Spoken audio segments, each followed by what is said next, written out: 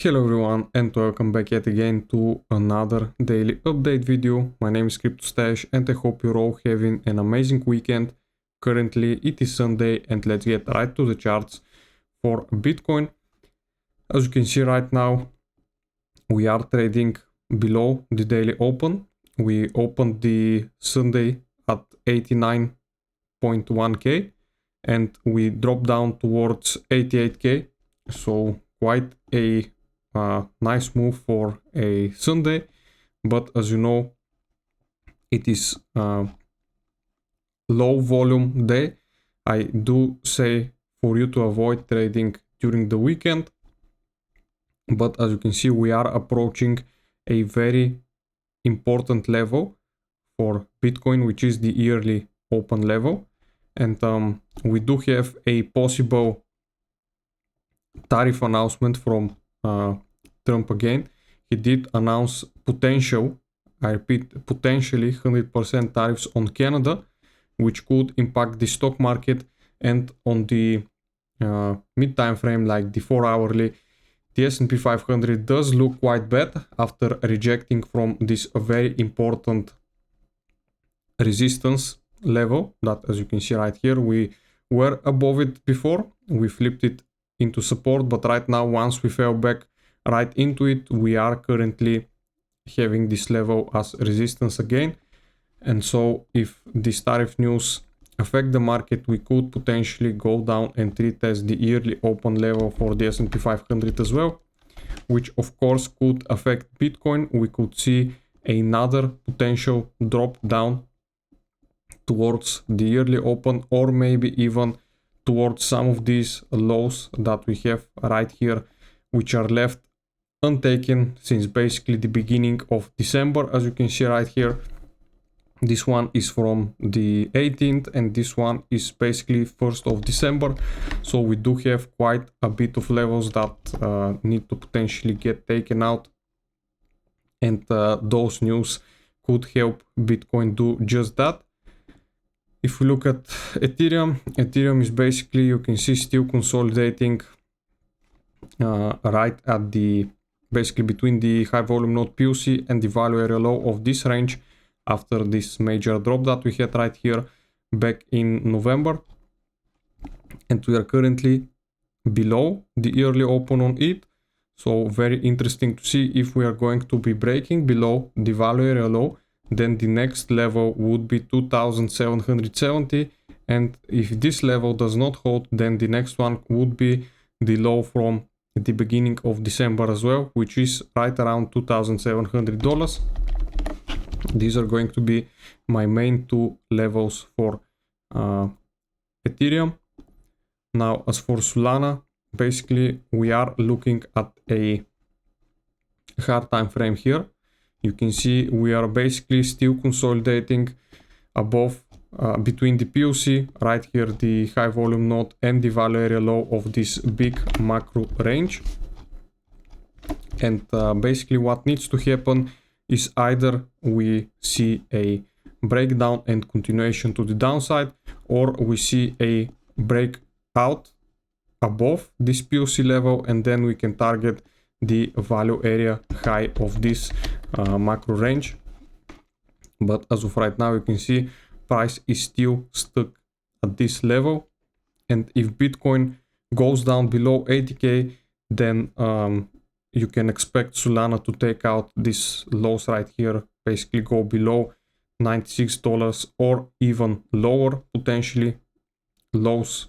It could be possible that we revisit like 70 or 50 or maybe even lower. Nobody can tell you. It all depends how this range plays out. If we see a breakdown, then as you know, we could be going and revisit some bear market lows from 2023. It is possible in the cards, as I said. Other than that, hype could also, you can see we did get a basically we dropped down all the way towards the week right here, the liquidation week from October the 10th, 2025. And we could continue lower, guys, before we see another rally for hype. This could take a lot of time basically for the altcoins to start running again. So nothing new here, nothing to be surprised of. SUI could also potentially retest this week. XRP could also potentially retest this week. The total 3 market cap, so basically excluding Bitcoin and ETH, this is the altcoin market cap. It could revisit this low from April right here very easily if, as I said, Bitcoin starts dropping below 80k, so basically below this value area low. Other than that, the open interest for Sunday, we do have some open interest coming in, even though the price is going down. So this is telling me that there are some short positions accumulating right here, and we are either gonna see a short squeeze to the upside, or we are gonna see price absolutely tank to the downside once the new weekly candle opens, which is going to be in about 10 hours, as you can see right here. So also very important thing to keep an eye on. After this very important rejection and retest that we got right here, I am not really confident that we can break out of here, basically break through this level easily. I do think potentially we are going to be seeing actually another move down to the downside, basically like the one that we got right here, which was very painful.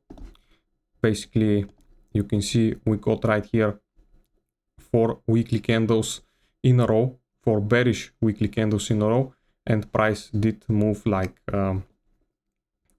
40k down. But of course, it is also possible that we continue to extend this range right here. As you know, Bitcoin loves to range. You can see this whole time right here we were ranging.